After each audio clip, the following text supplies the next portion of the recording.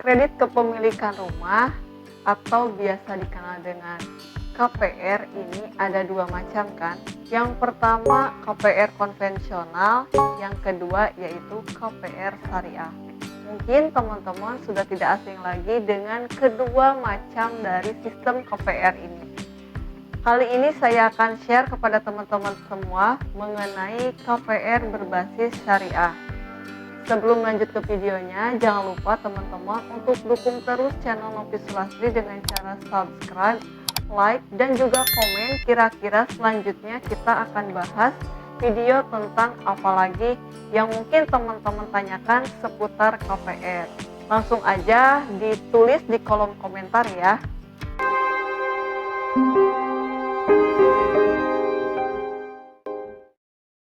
KPR syariah merupakan produk pemilikan rumah yang berlandaskan prinsip syariah.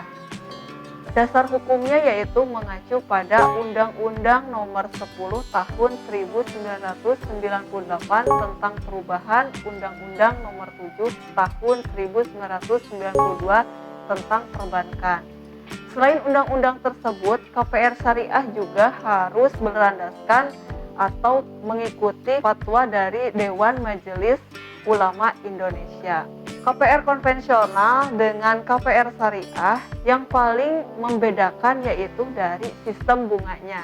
Nah, karena konvensional yaitu mengikuti suku bunga Bank Indonesia, sedangkan untuk KPR syariah dia tidak memiliki yang namanya sistem bunga. Lalu apa sih imbalan atau jasa yang diberikan sebagai gantinya atau keuntungan yang diperoleh oleh pihak KPR syariah ini?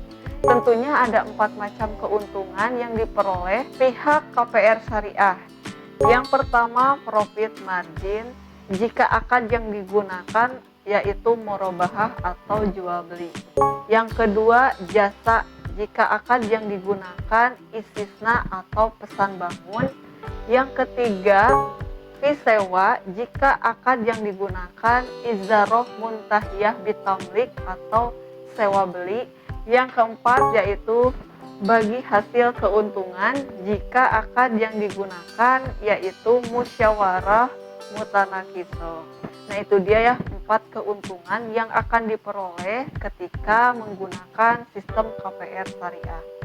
Lalu bagaimana sih atau apa saja macam-macam akad dari KPR syariah, karena masih banyak juga teman-teman yang bertanya karena sistem akad KPR syariah ini banyak sekali sehingga mungkin teman-teman kurang memahami tentang akad-akad dari proses KPR syariah ini. Tentunya saya juga akan share 4 macam akad KPR. Yang pertama yaitu akad murabahah. Jadi sistemnya pihak bank akan membelikan unit rumah yang nantinya teman-teman idam-idamkan atau inginkan.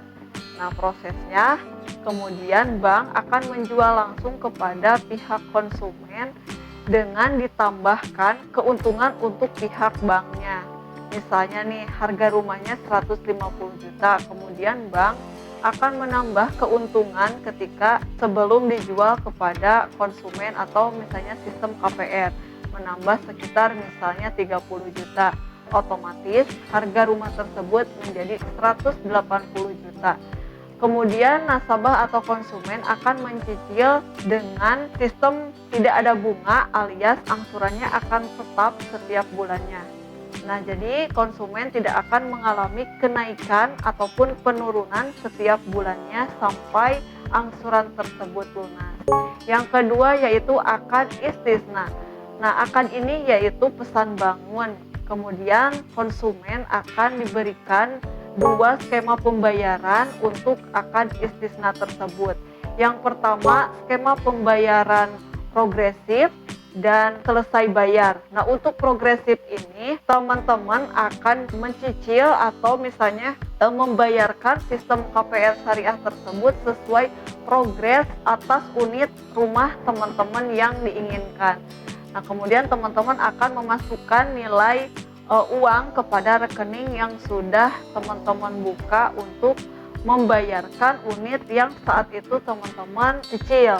Nah, kalau misalnya metode selesai bayar ini teman-teman akan membayar ketika progres rumah tersebut sudah selesai, baru teman-teman akan melakukan pembayaran. Tapi akad istisna ini jarang ditawarkan oleh pihak bank, malah justru pihak developer lah yang sering menawarkan akad istisna tersebut, karena mungkin sistemnya langsung mencicil kepada pihak developer. Yang ketiga, akad izaroh muntahiyah bitamlik. Jadi sistemnya kita sebagai konsumen akan menyewa rumah tersebut, kemudian waktunya yang telah ditentukan oleh pihak bank, berapa tahun tenornya ketika teman-teman melakukan akad izaroh muntahiyah bitamlik tersebut. Lalu ketika proses pelunasan atau setelah proses lunas, bank akan menghibahkan rumah tersebut kepada konsumennya. Yang terakhir, yang keempat, yaitu akad musyawarah mutanafisoh atau kongsi. Jadi sistemnya yaitu patungan dalam membeli rumah. Sistemnya yaitu 20 dan 80. Ketika kepemilikan ini atau sistem akad ini, kita sebagai konsumen akan mencicil dengan waktu yang sudah ditentukan, lalu ini akan mengurangi kepemilikan dari pihak bank. Nah, ketika kita sudah lunas, otomatis waktu tersebut atau waktu dalam mencicil tersebut akan mengurangi kepemilikan dari pihak bank tersebut. Nah, itu dia ya 4 macam akad dari KPR syariah ini. Mungkin dari 1 sampai ke 4 ini teman-teman sering yang mendengarnya yaitu akad merubahah, atau yang familiar bank menawarkan yaitu akad merubahah atau jual beli. Karena sistem KPR yang nomor 3 sampai dengan nomor 4 ini kurang familiar atau tidak banyak ditawarkan oleh pihak bank syariah. Lalu apa saja sih kerugian atau misalnya ketika teman-teman mengambil KPR syariah ini? Tentu saja saya juga akan share kerugian dalam memperoleh KPR syariah. Yang pertama, bebas riba. Untuk teman-teman yang beragama muslim dan menghindari yang namanya bunga atau riba, KPR syariah merupakan solusi untuk teman-teman yang akan berniat mengambil KPR. Yang kedua, profit marginnya transparan. Nah, ketika teman-teman mengambil akad KPR syariah, tentunya teman-teman akan membaca secara transparan profit margin dari pihak bank ketika teman-teman yang akan mengambil KPR syariah ini. Jadi sudah kelihatan kan keuntungan proses membeli rumah atau harga rumah dengan margin keuntungan dari pihak bank. Yang ketiga, tidak adanya bunga dan cicilannya pun flat sampai lunas. Jadi teman-teman tidak akan mengalami kenaikan atau penurunan selama melakukan cicilan KPR syariah. Dan yang keempat, yaitu tidak ada denda dan penalti. Jadi teman-teman hanya membayar margin. Jadi teman-teman cukup membayar sisa utang dan membayar margin yang sudah disepakati di awal. Nah, selanjutnya yaitu akan lebih sehat secara finansial jangka panjang. Ketika teman-teman sudah mendapatkan penghasilan yang cukup, teman-teman bisa memposisikan angsuran untuk rumah yang teman-teman angsurkan secara kredit KPR syariah, karena kan angsurannya flat. Jadi teman-teman sudah pasti setiap bulannya mencadangkan angsuran untuk rumah dari pendapatan teman-teman. Jadi tidak akan mengalami kekhawatiran misalnya bulan depan ada kenaikan atau malah semakin menaik, seperti itu.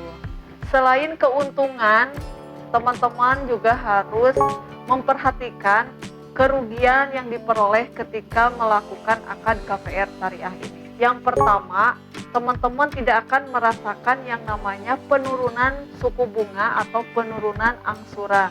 Jadi karena sistemnya ini flat, teman-teman setiap bulannya akan pasti nilainya. Jadi tidak akan mengalami kenaikan ataupun penurunan. Dan yang kedua, biaya dokumentasinya untuk proses akad KPR syariah ini terbilang cukup mahal. Dan yang ketiga, tenor masa kreditnya biasanya cukup pendek. Dan yang terakhir, jenis akadnya banyak sehingga akan membingungkan teman-teman dalam proses transaksi. Nah teman-teman, proses KPR ini tergantung pilihan teman-teman ya, mau ambil KPR konvensional atau KPR syariah. Kembali lagi kepada pilihan teman-teman sebagai nantinya yang akan teman-teman ambil, karena keduanya tentu saja memiliki keuntungan serta kerugian yang perlu teman-teman pertimbangkan secara matang. Nah itu dia ya teman-teman pembahasan kita mengenai KPR syariah. Mohon maaf bila ada kesalahan dalam pelafalan, dan terima kasih sudah menonton. Jangan lupa untuk mampir ke Instagram kita di novisulastri.channel serta akun TikToknya Novisulastri Channel. Dan jangan lupa nih teman-teman untuk terus dukung channel Novisulastri dan juga komen di bawah kira-kira kita akan bahas apa lagi dan rekomendasi review rumah daerah mana, dan nomor kontaknya silahkan kirim via DM atau email. Untuk infonya saya tulis di kolom deskripsi ya. Semoga bermanfaat dan sampai ketemu di video saya selanjutnya.